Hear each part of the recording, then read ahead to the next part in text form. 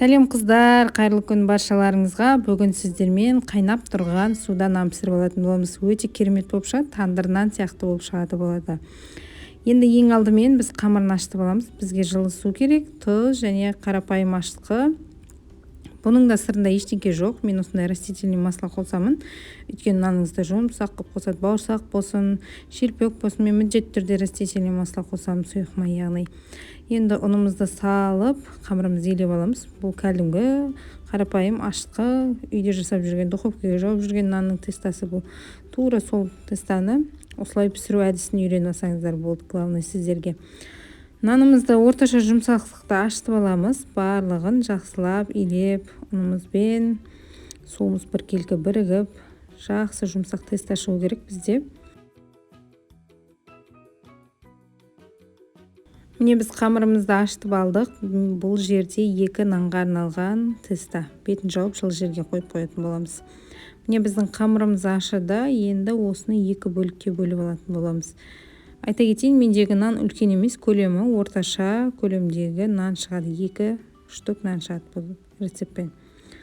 Нанымызды, қамырымызды барлығын түсіріп алдық. Енді ровно етіп 2 бөлікке бөліп алатын боламыз. Сосын барып зуалаларға домалақтап шығатын боламыз.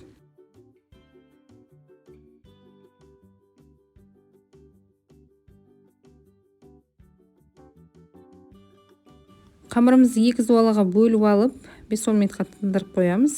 Міне біздің 5-10 минутымыз өтті. Енді нанымызды домалақ әп-әдемі етіп жайып шығатын боламыз.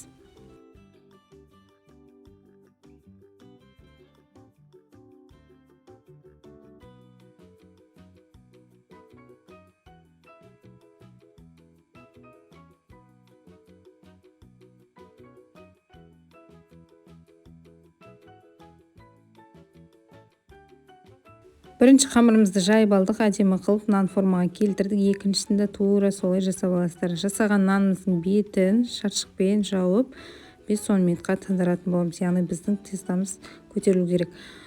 Қайнап тұрған суға пищевая сода қосып жібердім. Енді міне біз нанымызды салып 10 минуттай қайнатып алатын боламыз. Осы барысында біздің нанымыз ісіне бастайды. Міне біздің нанымыз 10 минут өтті. Енді ақырында екі шетімен алатын боламыз.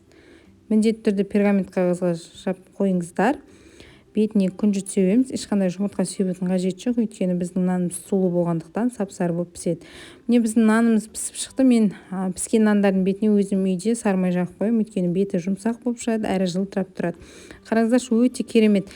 Ешқандай суда піскен нанға ұқсамайды, дәмі де өзі де тандыр нанға ұқсап тұр, қыздар. Сіздерге видео ұнаған болса, каналыма жазылып, қоңыраушаны басып қойды ұмытпаңыздар. Алда қандай рецепттер күтесіздер, жаза кетіңіздер.